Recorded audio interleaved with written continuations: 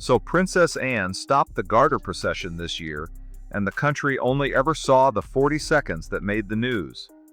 14 days earlier, in a briefing room nobody outside the household is ever shown, a single instruction had already decided how those 40 seconds would end. Princess Anne didn't argue with anybody on the day it happened. She didn't need to.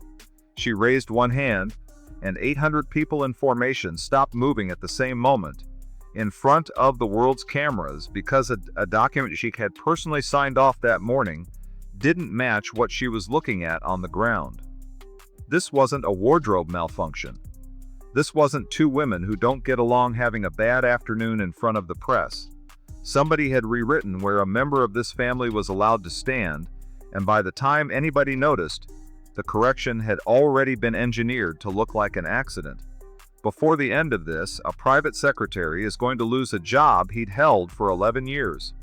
A king is going to invoke a protocol that had been used exactly once before in his lifetime, and in a stone room behind the chapel doors, William is going to put two things down on a table, and the second one is not the thing everybody in that room was expecting to see. Before we get into it, if you want more of these, hit subscribe to Crown Currents. It takes 2 seconds, and it genuinely helps the channel keep doing this properly. So the rehearsal happened at Windsor Castle on Tuesday the 3rd of June, 2026 at 4 in the afternoon, not in St. George's Hall where the walking order gets practiced. In the chapter library, where a much smaller, much older piece of paperwork gets finalized every year, the steps order. If that phrase means nothing to you, it will by the end of this. The Order of the Garter was founded in 1348. It is the oldest order of chivalry in the world, still functioning exactly as it was designed. Every June its members walk from Windsor Castle down to St. George's Chapel in velvet mantles and black hats with white plumes, and at the top of the west steps, before anyone goes inside, the procession stops. Not for security, not for tradition alone. For a photograph, that photograph runs on the front page of every newspaper in the country the following morning. It has done that every year for longer than anybody currently working inside that building has been alive. The formation for it, who stands where, who is visible, who is partially obscured by the stone mullion at the edge of the frame, is decided weeks in advance by a document called the Steps Order, drafted by the Lord Chamberlain's office, checked by the household photography team, and signed off by whoever is serving as gold stick in waiting that year. This year, that was Princess Anne. She had held that role since the coronation. It is one of the oldest appointments in the country, dating to the 15th century, and it means that during a state ceremony, the physical safety and correct order of the sovereign's procession is formally her responsibility. Nobody in that line has any standing to argue with her about it. Not the king's private secretary. Not the Lord Chamberlain. Not the Queen. The chapter library meeting on the 3rd of June was where the steps order for this year's ceremony got its final sign-off. 14 people in the room. A large format printout of the West Steps pinned to a board, with small paper markers showing where each figure would stand. Ordinary business, the kind of meeting that happens every June and produces no headlines whatsoever. Camilla wasn't required to attend. She came anyway. She didn't go to the table where the board was pinned up.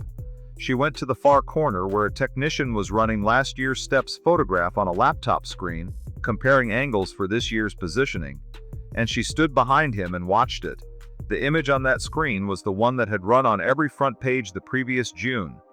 Charles at the center, robed, composed, Camilla beside him, and Catherine 2 places along, catching the light at an angle nobody had planned for, laughing at something just outside the frame, looking like the only person in the photograph who hadn't had to think about how to stand. Camilla watched it for close to a minute without saying anything. Everybody in that library who noticed her doing it understood exactly what she was looking at and exactly what she was thinking, because it was not a complicated thought. No title fixes this, no mantle fixes it.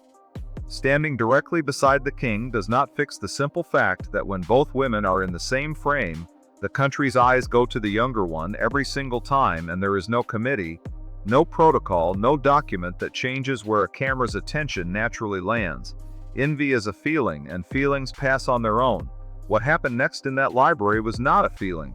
It was a decision. She turned to the technician and asked him to bring up this year's draft steps order instead. He did. She looked at Catherine's marked position, third from the left, fully visible, directly beside William, and she said nothing about it out loud. She asked instead a technical question about sightlines from the press pool platform. Which positions, she wanted to know, were partially obscured by the stone buttress at the northern edge of the steps. Nobody in that room thought anything of the question. It is exactly the kind of question a photography team fields constantly. The technician answered it honestly. Position 6, he said, sits about 18 inches behind the buttress line. Anyone standing there reads as a shoulder in most of the wide shots.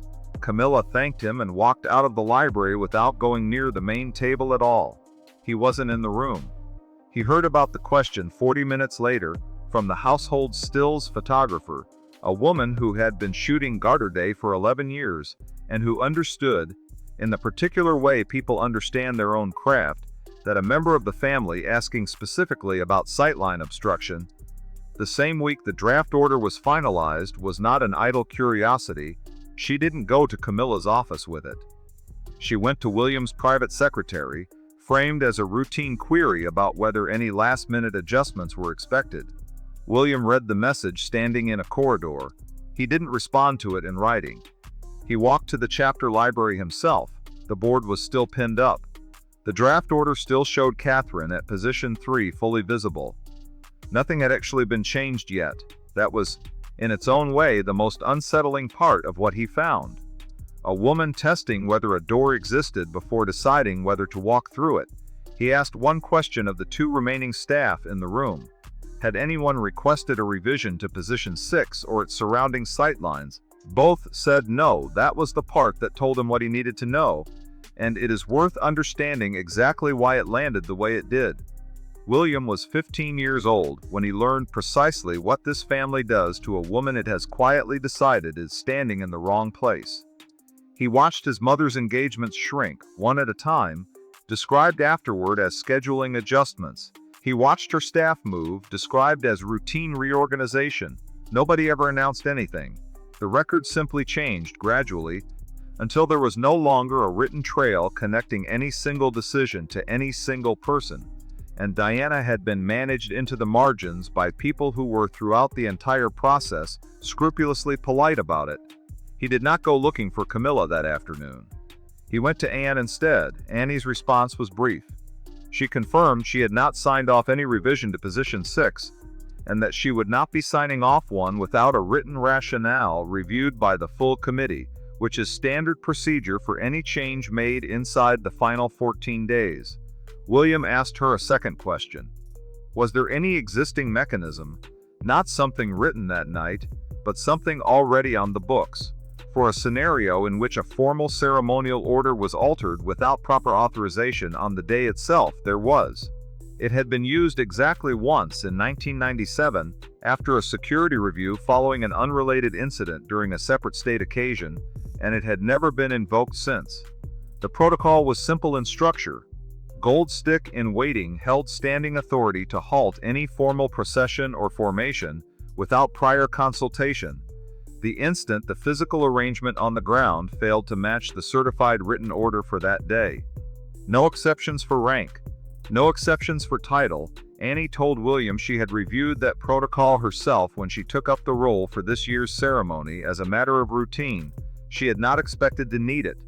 William asked her to keep the master copy of the finalized steps order on her own person on the day, rather than delegating it to an aide as had become customary in recent years. Anne agreed without asking why. That was, in its way, the entire relationship between them summarized in one exchange. Camilla said nothing further about position 6 for the remainder of that week or the week after. The draft order was finalized without amendment. Catherine remained at position 3. Everybody involved in preparing for the ceremony proceeded as though the question in the chapter library had simply been a photography team fielding a routine inquiry. That is precisely what Camilla needed everybody to believe. 14 days of silence inside that particular family does not mean acceptance. It means the work has moved somewhere quieter. Camilla had learned across 2 decades inside that institution, that the written record is the only thing that survives the ceremony once the cameras have packed up and gone home. Change the written record, and you have lost nothing that matters. Leave the written record untouched, and change something else instead, and there is nothing anybody can later point to as evidence that anything was altered at all. The steps order specified positions with reference to fixed floor markings. Small brass studs set permanently into the stone of the west steps, repainted in white each June by the same maintenance team that had done the job for over a decade. The document said where each person should stand relative to those studs. It did not and could not guarantee that the studs themselves would still be exactly where the document assumed them to be on the morning of the ceremony. 2 days before Garter Day, Camilla's private secretary, a man named in official household records only as a senior member of her office, employed there for 11 years, made a call to the maintenance contractor handling the west steps repainting. He requested on her behalf a minor adjustment to the repainting schedule, framed as a scheduling convenience. The contractor, working from an instruction that appeared to come with full authorization, repainted the studs 18 inches further back, from where the certified document assumed them to sit, at exactly the position marked 6 on the original board, the one partially obscured by the buttress. The steps order itself was never touched. It still said, in writing, that position 3 stood clear and visible. What no longer matched was the ground underneath it. William had asked Anne to carry the master copy herself. He had not asked anyone to verify the physical marks against it, because there had never, in the history of the ceremony, been a reason to suspect the marks themselves might have moved. At 6:40 on the morning of Garter Day, a member of William's own staff, acting on nothing more than a residual unease from the conversation in the chapter library 2 weeks earlier, walked the west steps alone and took a photograph on his phone of the freshly painted position markings, time-stamped automatically, intending only to confirm the steps were ready ahead of the crowds. He did not compare it to anything that morning. He simply sent it to William's office as a routine confirmation, the way he did every year. At 8:15, an aide in William's office, cross-checking the morning's photograph against the certified steps order as a final formality, noticed the discrepancy. Position 6's painted mark sat exactly where Position 3's mark was supposed to be. Position 3's certified location, according to the paint on the ground, no longer existed at all. The aide brought both documents to William within 4 minutes. A signed, certified order showing Catherine at a fully visible Position 3, a time-stamped photograph, taken that same morning, showing the physical mark for Position 3 simply absent from the steps. William did not go looking for Camilla. There was no time left in the morning for that, and by now he understood precisely why there wouldn't have been a point. He went to his father instead. Charles was in his private rooms, a valet adjusting the fall of the garter robe across his shoulders, a job that takes 2 people and considerable patience, and which he has had done enough times now to hold a conversation through it without losing his composure. William did not knock in the way one knocks on a door before a routine conversation. He crossed the room, placed the photograph and the certified order side by side on his father's desk, and said nothing for a moment, letting Charles do the comparison himself. The valet was sent out. What passed through Charles's expression in the following several seconds is something people in that household describe when pressed, using the same single word each time. Not anger exactly, recognition. Charles has spent 30 years being told by a significant portion of the country that the woman he married is calculating in exactly this specific, quiet, deniable way, and he has spent those same 30 years defending her at real personal cost, publicly and privately, without wavering once. He put her name on the coronation invitation when his own advisors were nervous about the optics of it. Whatever anyone else believes about that marriage, the man has never, until that morning, had to look at evidence this direct. He asked William one question. Had anyone confirmed definitively how the marks had come to be repainted in the wrong location? William had already confirmed it.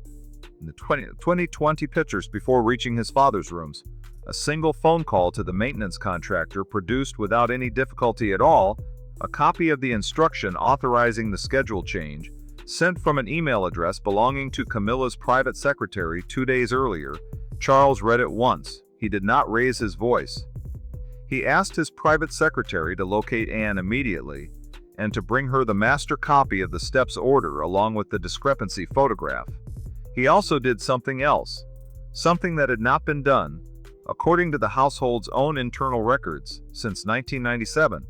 He formally invoked the standing protocol governing Gold Stick in Waiting's authority to halt any procession or formation the instant the ground failed to match the certified written order for the day.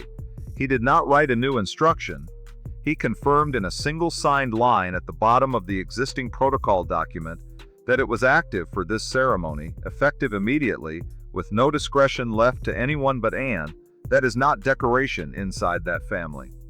A protocol confirmed in writing, with the sovereign's own signature beneath it, is the difference between a preference somebody might quietly ignore and an order that a serving officer is obliged to carry out on the spot, in front of anyone, regardless of what happens afterward. Garter Day at Windsor proceeds from the outside exactly as it has for 600 years. Clear sky, thousands of people lining the walk from the castle down toward the chapel, the mounted band, the yeomen, the velvet mantles, and the plumed hats that look absurd in a still photograph and look like something else entirely when they come down the hill toward a crowd, broadcast live to dozens of countries at once. The procession reached the base of the West Steps at 11:51 that morning, precisely on schedule. Camilla walked beside the king with an expression correspondence afterward, all described using the same word, comfortable. She had every reason to be. As far as she knew, nothing had gone wrong with the arrangement she had put in place, because as far as she knew, nobody had discovered it yet. The formation began arranging itself for the pause. Pages moved into position along the line, checking each figure against the marks painted into the stone that morning. Catherine, following the marks exactly as she had been instructed to, walked to what the fresh white paint indicated was position 3, and found herself standing 18 inches behind the stone buttress, in the exact spot that had 2 weeks earlier been flagged as partially obscured in almost every wide camera angle. She did not know why the mark had moved. She had no reason to suspect it had moved at all. She simply stood where the ground told her to stand, the way anyone would. Camilla, moving into her own position beside Charles, crossed directly through the space Catherine's certified position was supposed to occupy. The space now empty because the paint said otherwise, and for a full 3 seconds, before anyone corrected anything, the formation on the steps did not match the document that had governed it for 600 years. Camilla's mantle, wide enough to fill a doorway, swept through exactly where the photograph was supposed to hold 4 figures clearly, and reduced it, for that moment, to 3. Annie was already moving before the pages had finished their count. She raised one hand straight above her head and held it there. The effect on 800 people standing in formation, waiting for a signal to hold still for the photograph, is instant and total. The band cut its note. The murmur, running through the crowd, dropped away in a wave from the front of the square to the back, the way it does when several thousand people realize, all at once, that something has gone wrong. A Garter Day photograph does not get delayed. That is the entire premise of it. The timing is fixed, rehearsed, broadcast to a schedule that dozens of countries are carrying live, and every single person standing close enough to understand what they were witnessing understood, within 2 or 3 seconds, that they were watching something that had never happened at this ceremony before. Annie did not shout anything. She stepped forward in front of the entire assembled press pool, in front of the ambassadors and heads of state gathered at the chapel door, and she looked down at the painted marks on the stone. Then she looked at the certified copy of the steps order she had personally carried in her jacket that morning. She said 4 words. Nobody has ever established with full certainty exactly what those 4 words were, because the platform microphones picked up nothing usable at that distance. 3 people close enough to hear have given the same account to 2 separate journalists since. Correct the ground, then she stood there and waited, which is the detail that finished it. She did not repeat herself. She did not gesture toward anyone specifically. She stood in the middle of the steps, in front of the entire watching world, and waited for the formation to be fixed before she would allow the photograph to be taken at all. Camilla's expression went through the same sequence everyone who has watched the footage describes identically. The confidence first, then the color, then something underneath both of those things that she has spent 20 years making certain the cameras never catch. She understood in that instant that whatever she believed she had accomplished 2 weeks earlier in the chapter library, it had not survived contact with the ground itself. The pages recalculated the positions in under a minute, working now from the certified paper rather than the repainted marks. Catherine was moved forward into full view.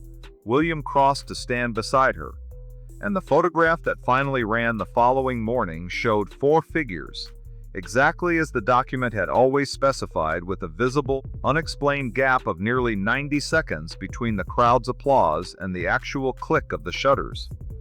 A gap that every royal correspondent in the country spent the following week trying to explain. The chapel doors closed at 12:19.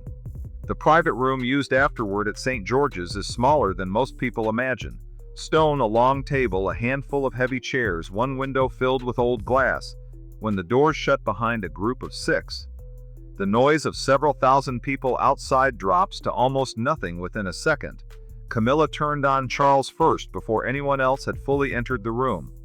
Her question was how he could allow her to be humiliated in front of the entire world on the steps of a chapel, in front of ambassadors, in front of a live broadcast. How, as her husband, he had let it happen rather than protecting her position. Catherine stepped forward before Charles could answer. In 14 years of public life, she had never once inserted herself into a live confrontation inside that family. She is the one who de-escalates, who changes the subject, who gets everyone quietly through a doorway. She did not do that here. She crossed to the middle of the room and said the only sentence in the following 20 minutes that Camilla could not answer. "Nobody else caused this," Camilla laughed. Every account of that room describes the same sound, and it is worth sitting with, because it is the last genuinely confident thing that woman produced that day. She said the certified order had simply reflected where the ground already was, and asked with total composure what evidence anyone in that room believed they actually possessed. She believed at that moment that the instruction to the maintenance contractor had been untraceable, routed through a scheduling change that would look, on paper, like nothing more than ordinary upkeep. She was standing in a stone room 10 feet from a long table, accusing the future king of slander with complete confidence. Nobody answered her directly. Anne crossed the room instead and said something quietly to Catherine that had nothing to do with the steps at all. She told her that Diana used to do exactly what Catherine had just done outside. Take the moment publicly, hold her face still, finish the walk, and pay for it privately every single time, having learned to do it far too young. That is the sentence that reached Catherine after everything else had failed to. Not the buttress, not the mantle sweeping past her, not 20 minutes of being discussed in the third person by a woman standing 8 feet away. A single remark about a woman who had been dead since 1997, from the one person in the family who had actually watched her do it first. Catherine's composure held everywhere except her eyes, and she let them go, standing perfectly upright, giving nobody in that room anything further to describe. William had said almost nothing since the doors closed. He crossed to the table and set down 2 things. The first was the time-stamped photograph from that morning, 6:40, showing the freshly painted marks in their altered positions, taken before anyone besides a single junior staffer had any reason to look at them closely. The second was a printed confirmation from the maintenance contractor, obtained that same afternoon, showing the authorization for the schedule change and the email address it had been sent from. Camilla stopped talking. She looked at the second document for several seconds before her body reacted ahead of her expression. She took a step back she had not planned to take, catching the arm of a heavy chair to steady herself. Nobody in that room moved to help her. 6 people, 1 woman losing her balance, and every one of them stayed exactly where they were standing. Charles walked over last and confirmed, without raising his voice, that the protocol activated that morning had not existed as a threat against her specifically. It had existed unused since 1997, waiting for a day exactly like this one. He told her plainly that she had altered a physical record to move a formation on the ground, and that the record had simply told the truth back once someone finally checked it against the paper that governed it. Camilla sat down on the sofa behind her without appearing to decide to. Nobody in that room spoke to her again for the remainder of the service. Inside 24 hours, Charles confirmed a second separate instruction. Camilla's dedicated stall and personal banner, positioned in the choir of St. George's Chapel, an honor specific to Garter membership, awarded to her at the moment she treated as final proof of belonging inside that institution, were reassigned quietly to reflect a revised order of precedence. Nothing was publicly announced. In a building where several hundred people work, and every one of them talks, nothing needed to be. Her private secretary of 11 years left the household that same week. He had made one telephone call. He will not work anywhere near that world again. She spoke to Charles about it more than once in the days that followed, and what she said in those conversations is the closest thing anyone has to an explanation. She told him she had been afraid of being overshadowed, that she had come to feel she held no real position inside that house, at all beyond what he personally extended to her. That may be the saddest sentence in the entire story, because she was not wrong about it. Everything she had ever held there had come through one man, and on the morning she tried to move 18 inches of stone to correct for it. That man confirmed a protocol that had been waiting, unused, since before either of his sons was born. William told Catherine afterward that if the correction on the steps had failed, if Anne had not caught it in time, if the photograph had been taken as the ground dictated rather than as the document required, he had been prepared to stop the entire ceremony himself and walk his wife back into the castle in front of every camera present, rather than allow the image to exist at all. That is the same 15-year-old in the same dark suit, 29 years later, running the same single instruction underneath everything he does.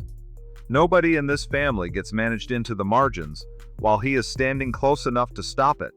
Tell us in the comments what you think of how Anne handled the steps, because there's a real argument that stopping a 600-year-old ceremony in front of the entire world was disproportionate to 18 inches of repainted stone, and there's an equally real argument that 18 inches was never really the point.